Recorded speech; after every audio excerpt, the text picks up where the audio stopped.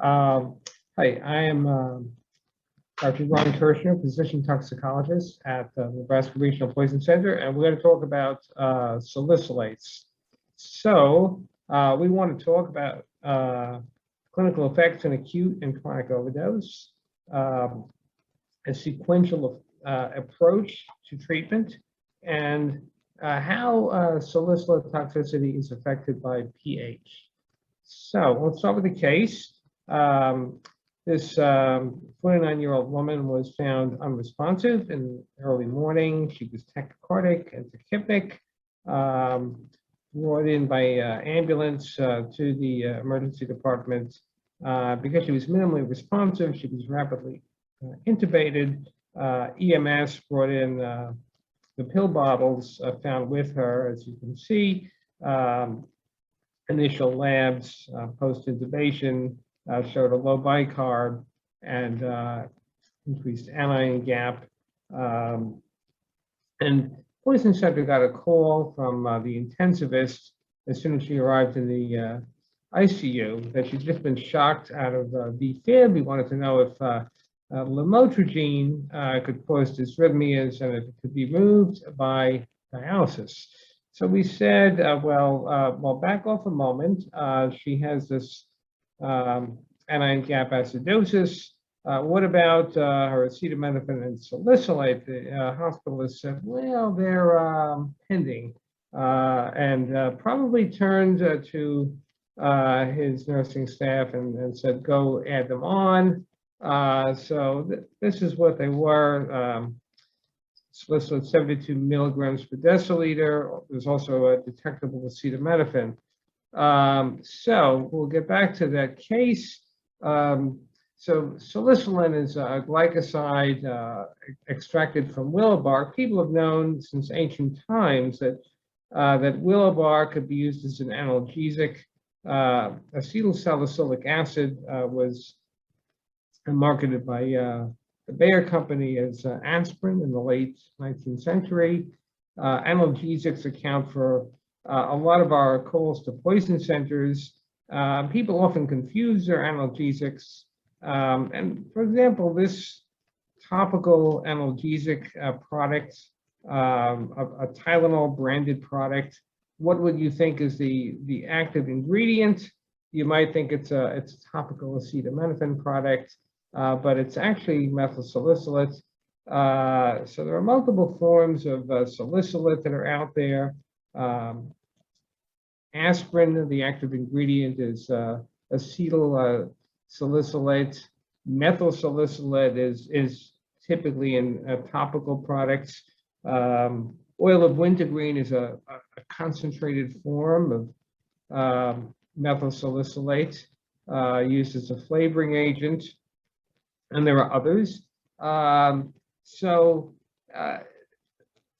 Salicylates are a good illustration of the difference between standard pharmacokinetics at therapeutic dosing and toxokinetics in the overdose situation. So normally, whether you're dealing with acetyl salicylate and aspirin or methyl salicylate, the two most common forms, in the GI tract, they're rapidly broken down to the active metabolite, salicylic acid, which is usually rapidly absorbed, mostly metabolized in the liver, filtered by the kidney, but can be reabsorbed. And as you can see, salicylic acid is mainly metabolized by several enzymatic pathways in the liver. The kidney is just a minor route of excretion, but in the overdose situation, toxokinetics becomes operative. So absorption is a little bit different. Absorption is normally rapid at therapeutic dosing, but in the overdose situation, your peak level may be quite a bit delayed because of slow and erratic absorption. The metabolic pathways in the liver get saturated, and so they don't work very well. The short half-life is no longer really operative. The half-life can be quite prolonged. The kidney becomes much more important as a route of clearance. And methyl salicylate on the skin is just not that highly absorbed in intact skin anyway. In abraded skin, it may be more of a factor, or if you put a heating pad on the skin, and of course, people may ingest it. What happens to the salicylate product? What happens to salicylic acid? Because it's a weak acid, it's in equilibrium with salicylate ion and hydrogen ion. And where that salicylate distributes in the body is highly affected by pH. So as you can see, undissociated salicylic acid is it's in this equilibrium state, and if your pH is on the more acidic side, that's going to shift your equilibrium in this equation to the left. You'll have more undissociated salicylic acid, and that's going to much more easily cross plasma membranes and shift into other body compartments. In other words, more easily go into places like the heart and the brain and cause serious problems. Salicylate is also filtered into the kidneys and can be reabsorbed. And that's also going to be much more readily accomplished if you're in the undissociated form. So if you have salicylate ion, that can be trapped in the blood or in the kidney, and will be much more difficult for that to cross into other compartments. So a toxic dose of acetyl salicylic acid or aspirin is about 300 milligrams per kilogram for serious toxicity.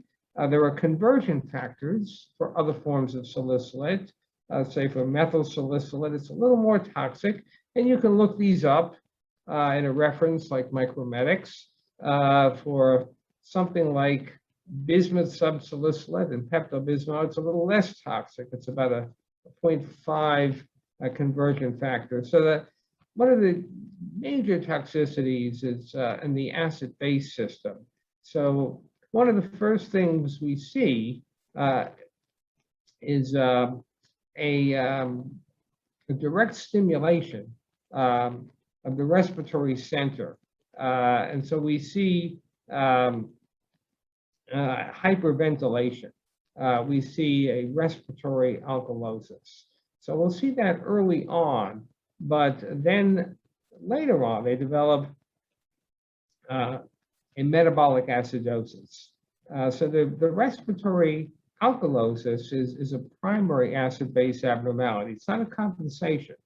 And if we see that respiratory alkalosis, that's often because the patient has presented early after an acute overdose. The metabolic acidosis is multifactorial, but largely because of the effect on energy production in the mitochondria, the so-called uncoupling of energy production. So oxidative phosphorylation involves the passage of electrons down the electron transport chain from one cytochrome to the next along the inner mitochondrial membrane. And the final product of that, the production of ATP, relates to the movement of hydrogen ions from the outer to the inner compartment down a gradient. But salicylate affects this inner mitochondrial membrane, disrupting the hydrogen ion gradient. So basically, the electrons move down the transport chain, but you don't get the ATP. And so the energy is sometimes released as heat, and they sometimes become hyperthermic. So the net result is you've uncoupled oxidative phosphorylation. You don't produce the ATP.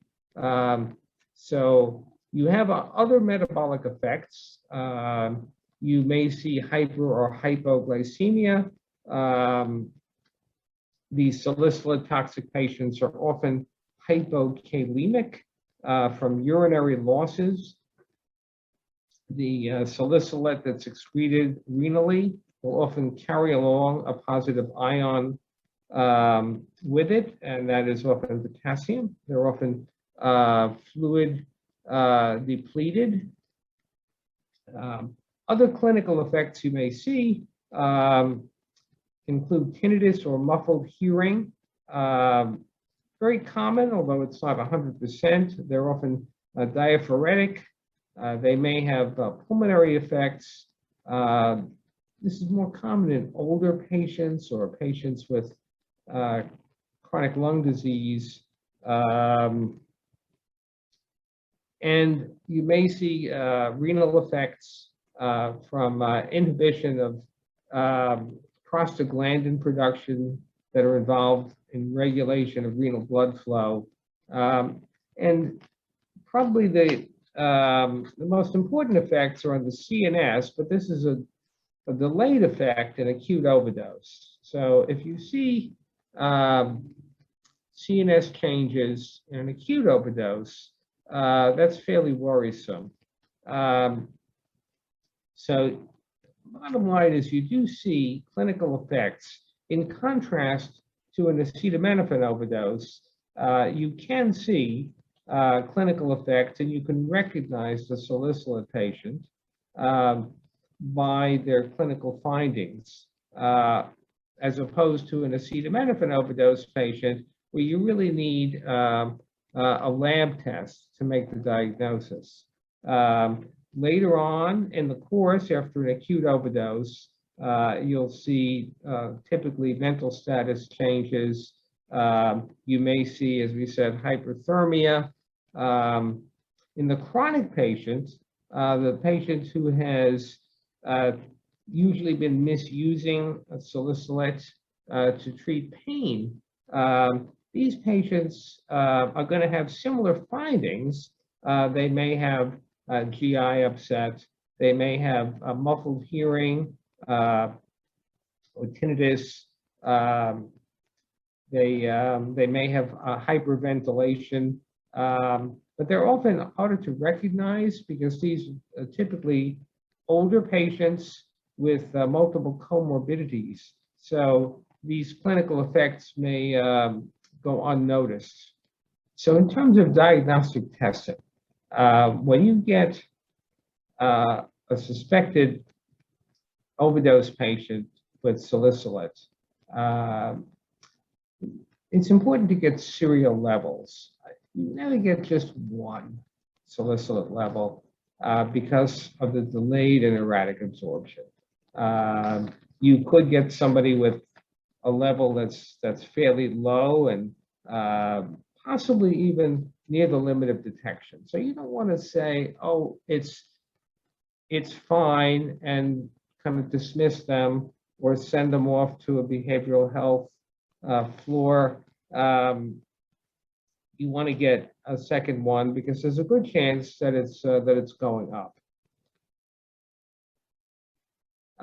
You want to see where you are in terms of their acid-base status so you can better interpret that level. If they present with a respiratory alkalosis, that may be a sign that they're just early in the course of their overdose, and that may evolve into a metabolic acidosis. And you don't have to get arterial blood gas because venous gas will correlate pretty well. So much less invasive, much less painful, a venous blood gas will generally do. So to all intentional overdose patients, to all patients with suspected overdose, need salicylates? Well, we know they all needed an acetaminophen because acetaminophen overdose patients are not going to have a lot in the way of signs and symptoms. Salicylate patients should, but there's an important caveat. If it's a mixed ingestion, if they ingested salicylate plus other psychotropic medicines, antipsychotics, antidepressants, sedative hypnotics, ethanol, what have you, they may have enough CNS depression that it's very hard to pick up on the signs and symptoms of salicylate. So in those situations, all bets are off, and you're really better off getting salicylate levels. And you can't rely on your clinical exam as much.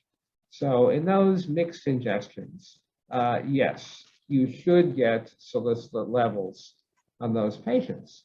Now, how well do the salicylate levels correlate with toxicity? The short answer is they don't correlate very well. You have a salicylate level, you can't just say, this is what it means. You really have to put it into context of knowing, is this an acute or a chronic patient? And what's the acid-base status? Toxicity is really going to increase if this is a more chronic patient and if this patient is more acidemic. In fact, if that patient becomes more acidemic, that is going to be a much more serious situation because that salicylate is much more likely to redistribute into the heart and the brain, and that patient can deteriorate quite rapidly as the salicylate shifts, and the salicylate goes into the undissociated state and rapidly moves into the target tissues. So what do we do about that? In practical terms, we alkalize them. We want the blood and the urine to be on the alkaline side. And the way we do that is with sodium bicarb. And in certain situations where we might be limited in how much bicarb we can give because we're giving it as sodium bicarb. So we have someone who's very fluid overloaded or is alkalemic to begin with. We might be limited in how much we can give. So the way we give our sodium bicarb, we always make it up. We make up our drip the same way for everybody for the sake of consistency. We make it up as 150 milliequivalents of sodium bicarbonate in a liter of B5. Why do we do it that way? Because the concentration of sodium that we're giving is about the same as normal saline. And what we vary is the rate of the infusion. So everybody gets the same drip. And, what do we do if there's a shortage of bicarb? We have a lot of medication and antidote shortages these days. So we might have to find a substitute. We can go to sodium acetate, which is metabolized to bicarb. And so that's going to be our first line in terms of management. What's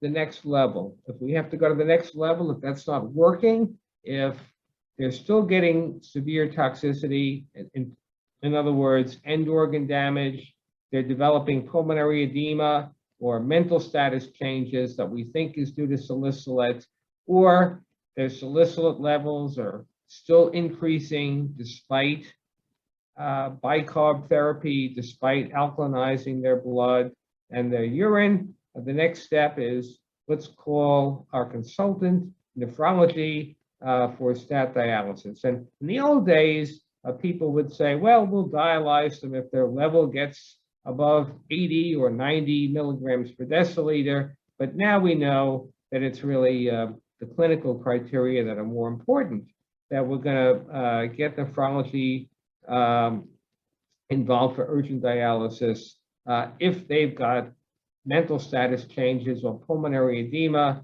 that we think is due to salicylate, whatever their level is. We've got to be aware that it's important to be aware that they can have a rapid decline in their clinical status if something happens to make them more acidemic, such as if we suddenly sedate them or decide to manage their airway, because usually those salicylate toxic patients are hyperventilating like crazy. They're really huffing and puffing. And if we give them something to stop that or to slow that down, that's going to have a dramatic effect. And intubation can be a really high-risk procedure. It's not just, oh, we're going to protect the airway. I think it's important for people to understand that. It can be done, but it's much more dicey than just intubating somebody who's got a benzodiazepine or an antipsychotic overdose who needs to protect their airway. How risky is it?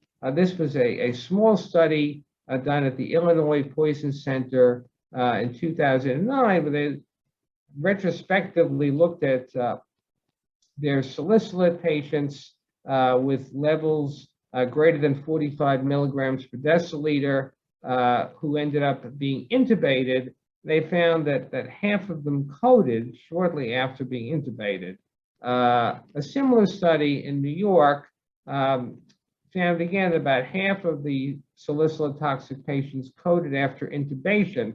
And what really correlated with the bad outcomes wasn't so much how high their salicylate level was, but how big was their drop in pH.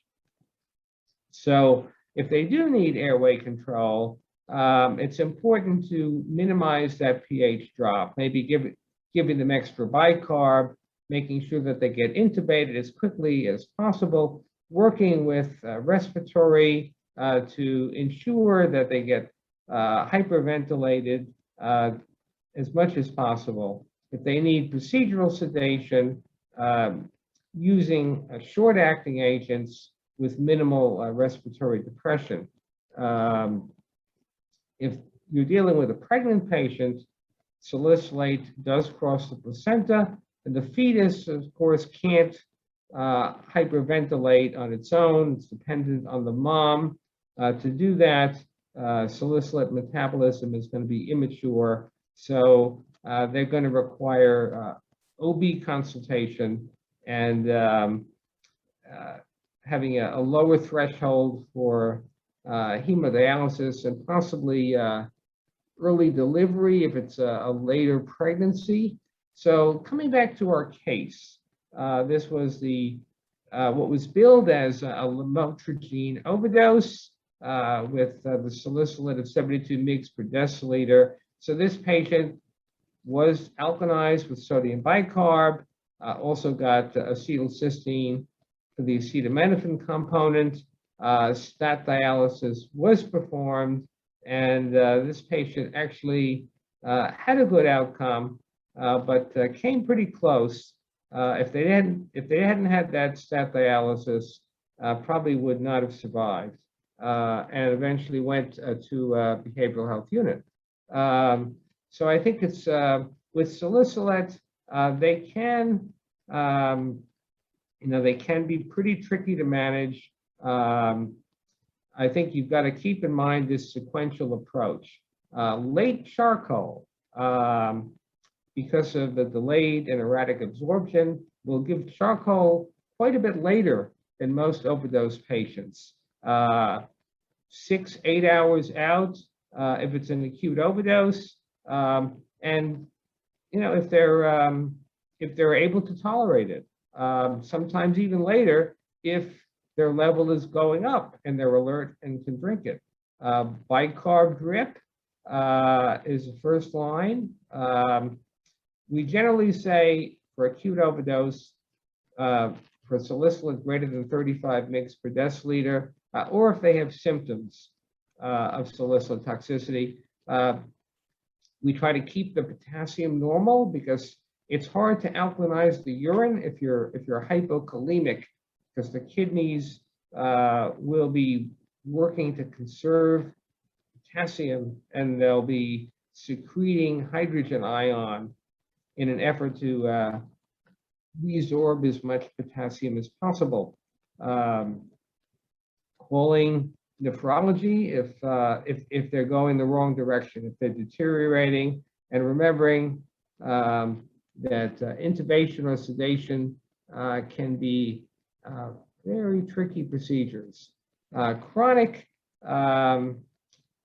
you've got to consider this in patients, older patients with comorbidities, if they've got unexplained anion gap acidosis. Consider that possibility, and remember, they're going to be sicker for any given salicylate level. The chronic patient is going to be sicker than the acute patient. And some of the common pitfalls are, people may forget to get serial levels. People sometimes over-rely on the levels and don't pay as much attention to the clinical effects. And some of the biggest causes of mortality are not getting nephrology involved early enough and not being aggressive enough with initiating dialysis, or not remembering that intubation or sedation can be really tricky procedures in the salicylate patients. Those are my references, and I want to thank you for listening, and just remind you that we have a website, nebraskapoison.com, and we'd really appreciate if you get a chance to go to that website. We've got a brief evaluation that we have a link to, and we'd really appreciate your input if you could go there. And thank you again for listening, and have a great day. And remember to call us anytime. We'd love to hear from you. Thank you again.